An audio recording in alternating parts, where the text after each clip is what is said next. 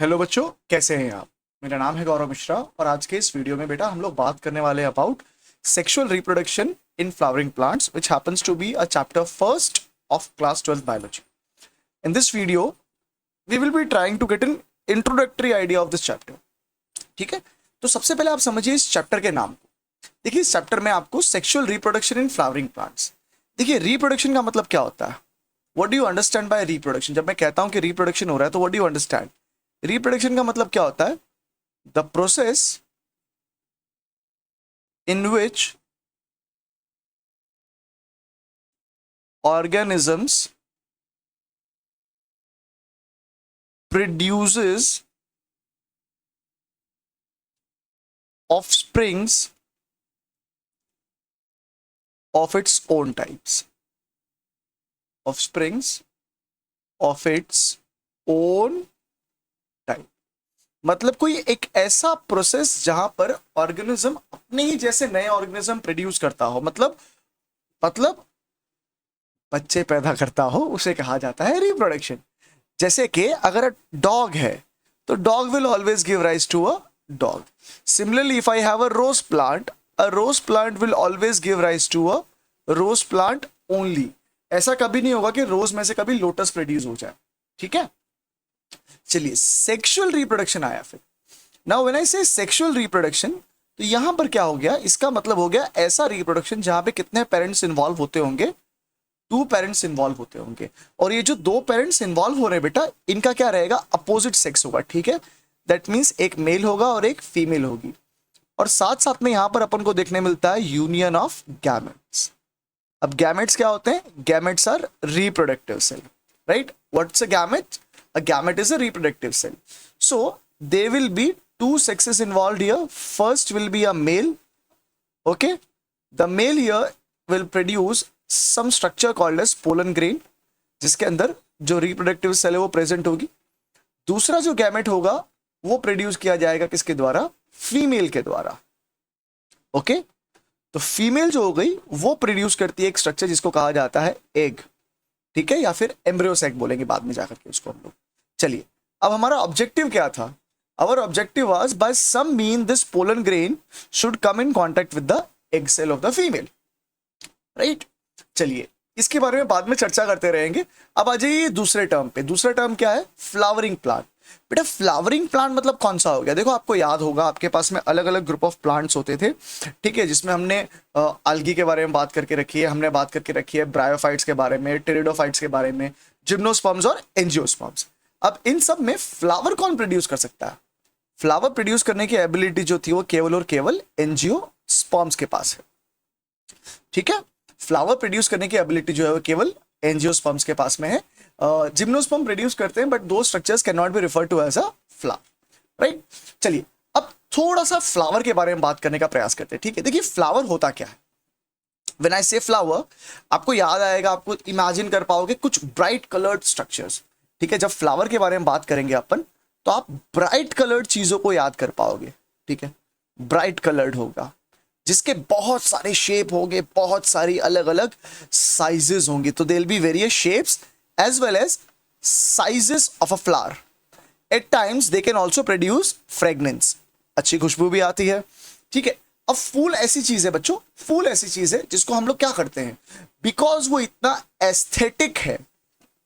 ठीक है, क्योंकि वो इतना एस्थेटिक है, हम उसको डेकोरेटिव पर्पस के लिए यूज कर सकते हैं। ठीक है, अ flower can B use for what purpose, flower can B use for the decorative purpose, right. Flower can B use for aesthetic, it could be use for decorative purpose. Alright, दूसरा क्या है, ये प्रकृति का एक ऐसा गिफ्ट है इंसानों को, जो देख करके है ना, जिसको देख करके हमारा दिल जो है बड़ा गाद गाद हो जाता है। इसी के लिए हम देखते हैं कि फूलों को जो है भगवान को ऑफर किया जाता है। फूल जो है वो क्या किए जाते हैं, भगवान को ऑफर किए जाते हैं। कोई भी हमारे पास ऑस्पिशियस ओकेशन होता है, कोई भी त्योहार वगैरह होता है, तो आपने देखा होगा फूल वगैरह जो है उनकी माला जो है वो घर के बाहर टांगी जाती है या भगवान को चढ़ाई जाती है। ठीक है, अब पर्पस क्या है फ्लावर का, ठीक है ना, फ्लावर का पर्पस क्या है, what is the purpose of flower. Plant produce क्यों कर रहे हैं, हमने तो चलो चुरा लिया, बट प्लांट क्यों प्रोड्यूस कर रहे हैं उसे। प्लांट के लिए flower is a reproductive unit. Plant के लिए फ्लावर क्या है? प्लांट के लिए flower is a reproductive unit. ठीक है, आप ऐसा कह सकते हो कि वो है कंडेंस्ड शूट। क्या है वो? कंडेंस्ड शूट है, जिसके अंदर काफी सारे नोड्स हैं। ठीक है, नोड्स कंडेंस हो गए, और जो लीफ थी वो किसके अंदर कन्वर्ट हो गई? वो कन्वर्ट हो गई हमारे वर्ल्स के अंदर। कौन सा वर्ल? पर्टिकुलरली पेटल के अंदर। ठीक है, चलिए अब कंडेंस शूट आपको ध्यान में रखना है। बाकी अगर आपको नहीं समझ में आ रहा है या बाकी आप नहीं पकड़ पा रहे हो या नहीं कर पा रहे हो तो भी चलेगा। Flower is a condense shoot, और इसका पर्पस क्या था? इसका पर्पस था रिप्रोडक्शन करना। ठीक है, अब देखिए फ्लावर जो है वो दो अवस्था में देखने मिल सकता है आपको। You can find a flower in 2 stage. First, a flower can be in the bud stage. ठीक है, एक तो जो क्या होगा, फ्लावर होगा वो कौन सी अवस्था में हो सकता है? बड स्टेज में हो सकता है, जहां पर वो क्या होता है? बंद रहता है। तो this is a bud stage of the flower. This flower can then undergo maturation. ठीक है, ये फ्लावर क्या हो सकता है? बाद में जाकर के मैच्योर हो सकता है। देखो इस डायग्राम को ना बेटा बहुत अच्छे तरीके से समझने का प्रयास करना। ठीक है, ये डायग्राम को बहुत अच्छे तरीके से समझने का प्रयास करना। एनसीईआरटी के अंदर फिगर में दे रखा है ये। ठीक है, देखिए ये वाला जो पार्ट हो गया, इसको हम लोग स्टॉक कहते हैं, या फिर इसको हम लोग पेडिसल कह सकते हैं। ठीक है, तो ऐसा फ्लावर जिसके पास पेडिसल होता है वो पेडिसिलेट बन जाता है। क्या बन जाता है? पेडिसिलेट बन जाता है। पेडिसिलेट बन जाता है। और अगर पेडिसिलेट बन गया और अगर फ्लावर एब्सेंट, इसके अंदर ये एब्सेंट होगा पेडिसल, तो ऐसे फ्लावर बन जाते हैं सेसाइल फ्लावर। ठीक है, मैं इसको थोड़ा सा जूम कर देता हूं ताकि आप डायग्राम को थोड़ा अच्छे से समझ सके। चलिए, पेडिसिलेट हो गया। देखो ये वाला जो पार्ट होता है बेटा, ये वाला जो पार्ट है, इसको अपन क्या बोलते हैं? इसको अपन बोलते हैं थैलेमस। क्या बोलते हैं? थैलेमस। थैलेमस जो है बेटा वो क्या है? Thalamus is the base of flower. It is the base of flower. और ये क्या करता है? Provides site for attachment of all the provides, just a minute, हाँ, provides site of attachment for other whorls. Whorls बोलिए या whole बोलिए, मतलब एक ही रहेगा, बट स्पेलिंग आपको लिखनी है WHORL। ठीक है, ये क्या करेगा? बाकी जो फूल के अलग अलग कंपोनेंट होंगे उनको बैठने की जगह देगा। ठीक है, तो ये बेस बन जाता है। चलिए अब हम लोग इसको थोड़ा सा डायग्रामेटिकली अब अच्छे से समझते हैं। देखिए सबसे पहले जो फ्लावर का वर्ल होता है वो होता है कैलिक्स। क्या होता है बेटा? कैलिक्स। अब कैलिक्स 100 में से 90 दफा आप देखोगे हरे कलर का होता है। ठीक है, ये क्या हो गया हमारा? कैलिक्स। अब कैलिक्स 100 में से 90 दफा कौन से कलर का देखने मिलेगा आपको? इसका होगा कलर ग्रीन। ठीक है, इसका काम क्या होता है? इसका काम क्या होता है? देखो ये वाला डायग्राम देखो आप। ठीक है, यहां पे आपको क्या दिखा? ये वाला डायग्राम आपने क्या देखा कि फ्लावर जब बड स्टेज में था तो उसको इस हरे कलर के स्ट्रक्चर ने क्या करके रखा था? कवर करके रखा था। तो ये हरे कलर का जो स्ट्रक्चर, ये क्या हो गया? ये हो गया हमारा कैलिक्स। तो जब भी फ्लावर बड स्टेज में होता है, ठीक है, जब भी फ्लावर हमारा बड स्टेज में होता है तो उसको संरक्षण देने का काम, उसको प्रोटेक्शन करने का काम किसके पास होता है? उसको प्रोटेक्ट करने का काम होता है कैलिक्स के पास में। तो हम इसके बारे में क्या लिख सकते हैं बेटा? हम इसके बारे में क्या लिख देंगे? हम लिख देंगे कैलिक्स प्रोवाइड्स, क्या करेगा बेटा? Provides protection to flower in bud stage. कौन से स्टेज में प्रोटेक्शन दे रहा है वो हमारे फ्लावर को? वो हमारे फ्लावर को प्रोटेक्शन दे रहा है इन द बड स्टेज। अब कैलिक्स की जो यूनिट होती है बेटा, कैलिक्स की जो यूनिट होती है उसको हम लोग बोलते हैं सेपल। क्या बोलते हैं? कैलिक्स की यूनिट को बोलते हैं सेपल। ठीक है, अब ये सेपल दो तरीके से जो हो सकता था, या तो ये सेपल सारे के सारे आपस में जुड़े हो, जैसे आप यहां पर देख रहे हो।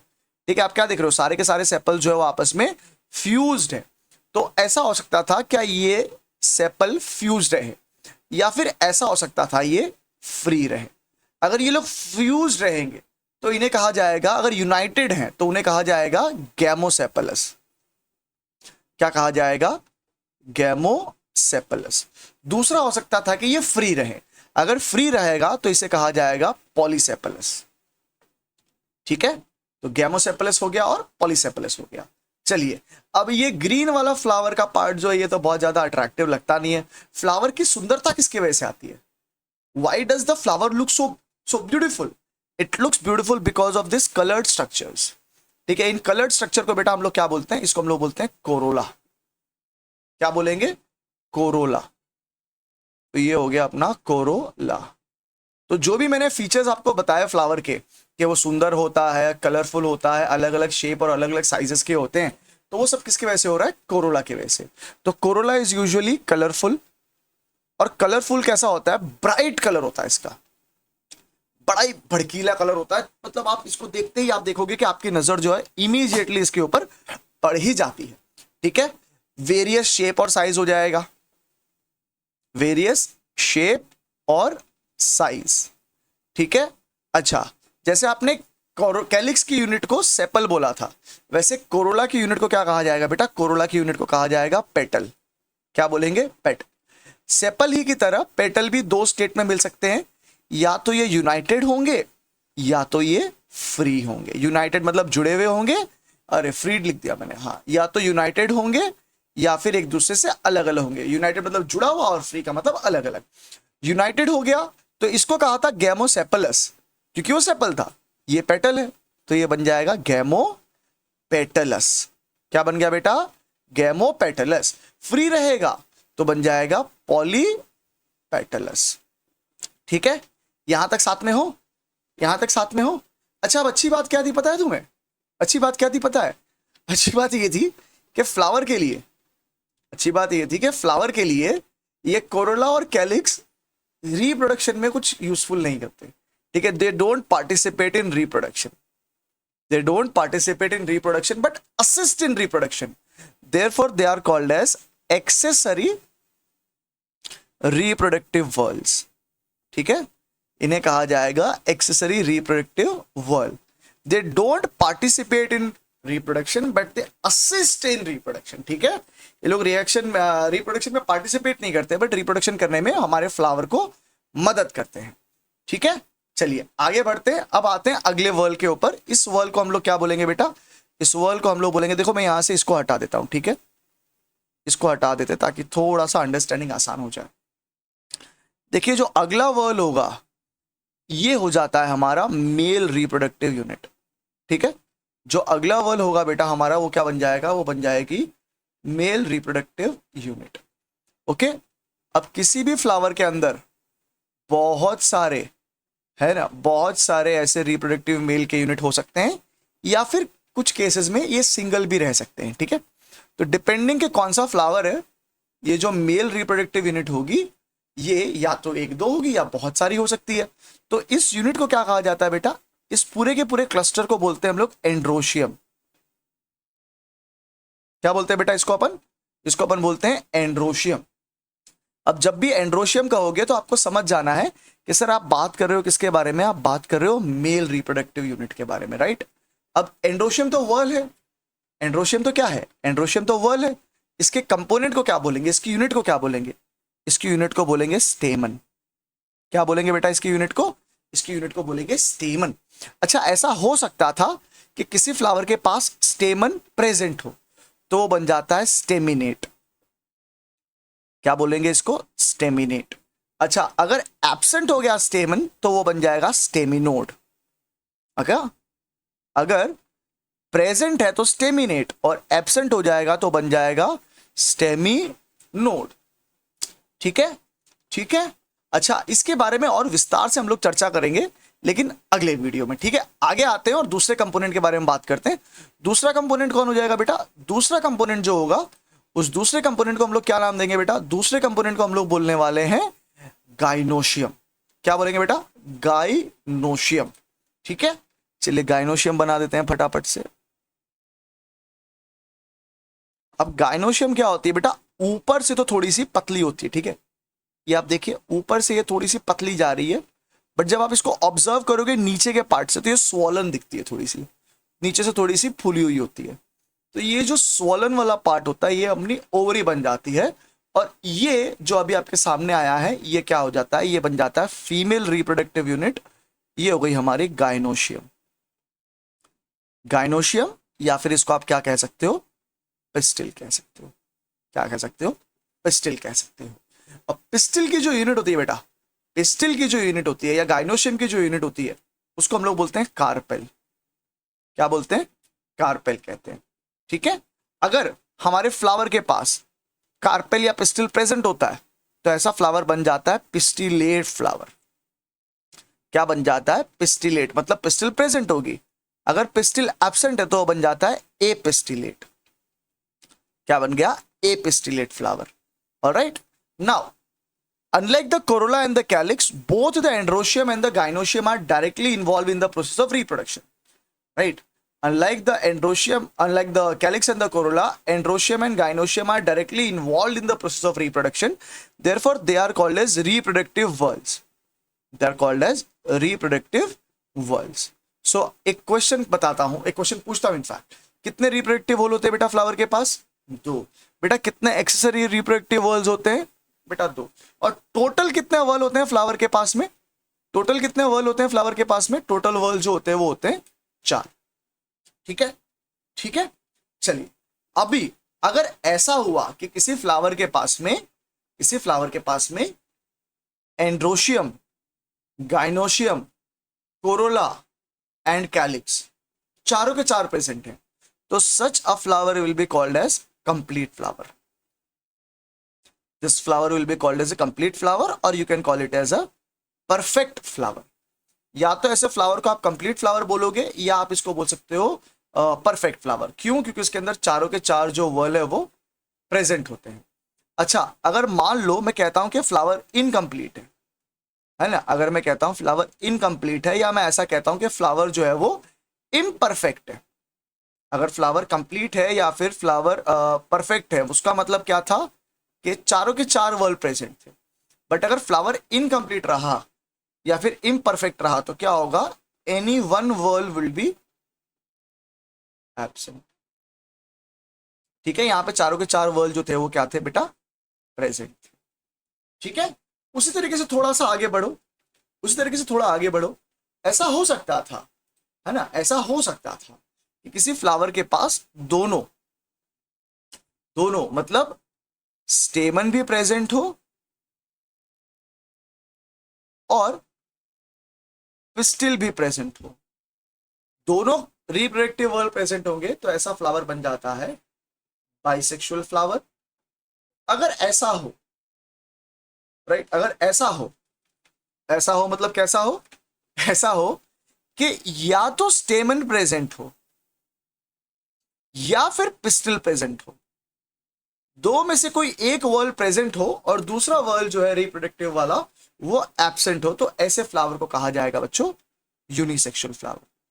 क्या बोलोगे ऐसे फ्लावर को आप? Unisexual flower.